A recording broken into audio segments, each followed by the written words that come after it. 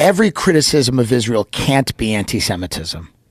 That also. Well, how about the citizens' criticism of Israel? Right. They were in the streets, hundreds of thousands of them for months. They were not fans of Netanyahu. Bibi. Yeah. So there is room, and there has to be room to say the course of action we disagree with.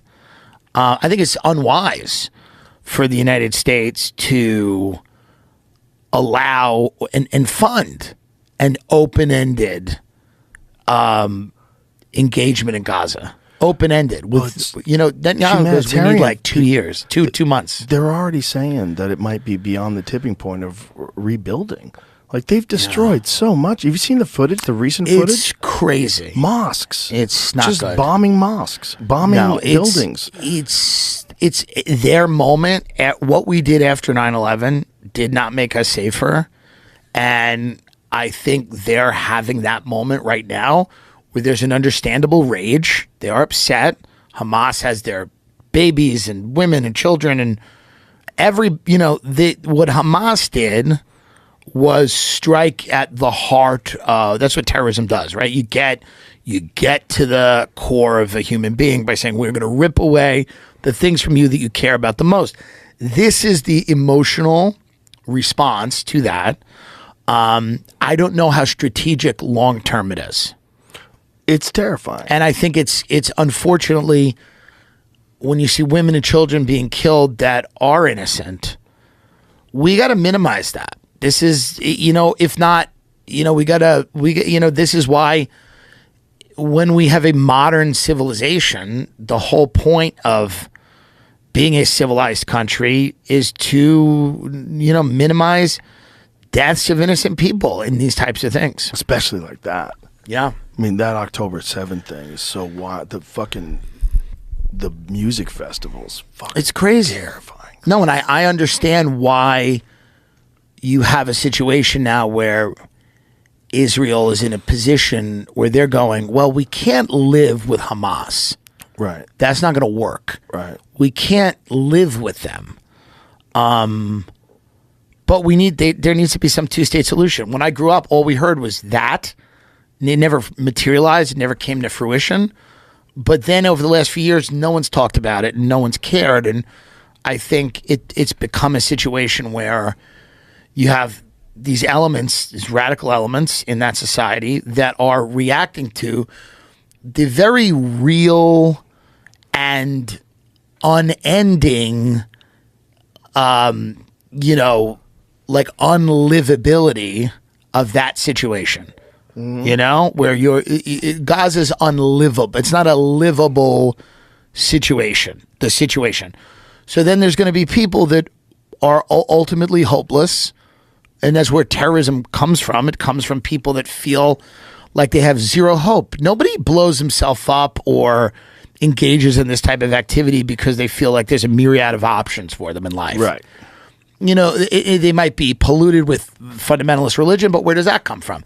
It comes from the idea that if somebody came to me and goes, blow yourself up, I go, I don't want to. I have a show tonight, for law enforcement. I have whatever. I got stuff to do. I don't have the greatest life in the world. I don't even have to say that. I have a raccoon coat on. But the point is, I'm not going to blow myself up. No young 19-year-old person should be at a point in their life when, for a religion or a political faction or a government, should be thinking of doing a kamikaze mission. So you do have to address the political conditions that create that level of hopelessness. You do. Yeah. That doesn't mean that anti-Semitism's okay, and that doesn't mean that at every turn you're going to be able to convert people, that if they just want to kill Jews, maybe they're just going to kill Jews, and you have to eradicate that threat. But you have to address those political conditions that create that type of desperation in people that turns them to that type of violence. Have you ever heard Dave Smith talk about it? Yeah, I heard a little bit on your show. He goes deep. He's deep in it. And when you look at when it's all laid out, you're like, oh my God, how do you fix that?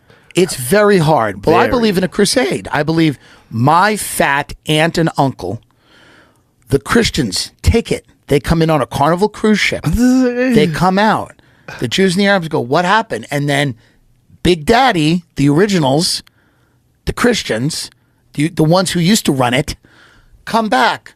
They set up Dave and Buster's. They're in there. They're at buffets. My aunt's pointing at the tomb where Jesus supposedly crawled out of. She's taking a photo with it in her sandals. You know, it's very hard to imagine fixing any of this stuff. We're going to have to learn to live with some compromises. And I don't only mean like political compromises where we go, you get this, we get that. There's just some compromises in life where we're going to have to just understand that certain areas might be dangerous. Yeah. You know? Certain areas might be dangerous. It's what it is. Did we fix the south side of Chicago? Did we fix inner city, East St. Louis? Did we fix any of those? No, people left. So that's unfortunately what tends to happen a lot is people go. They leave. So I don't know that. But how do they get out of Gaza? That's the problem. That's a problem. That's part of the problem. That's it's a problem. Kind of an open air prison. That's a problem. They're going to have to go to some of the other Arab countries. Are the other Arab countries taking Gaza refugees? No, not a lot of them. That seems like they should take some. But again, I don't want refugees. Like I almost agree with them there. It's like I don't want refugees. If my family started calling me going, "Hey, our pipes froze," I'd go, "Oh, I'm sad. That's horrible. Wow, just be at the hotel again, huh? Well, we figured you got a house in there. What? It's like there's a limit to the refugee game." Well, that was one of the funniest things about the New York crisis. They were asking people to take them into their homes. No. What are you talking about? That? Some guy who walked over here from Guatemala and he's going to sleep with your kids? It's crazy. Like, Listen, what are you saying? Do you know that guy? Is he cool? Here's the thing, and I know this is going to sound horrible because I think even if Jesus were to come back, he would even say, enough with the refugees. Like, I think, we got to not fuck up the whole world and then take them all in. Like this writer, Steve Saylor, said, he had a great quote, invade the world, invite the world. Can't do it. We can't go around fucking everything up and then all these people show up and we go, well, we owe them. I go, I don't owe them. I didn't do it. I didn't bomb them.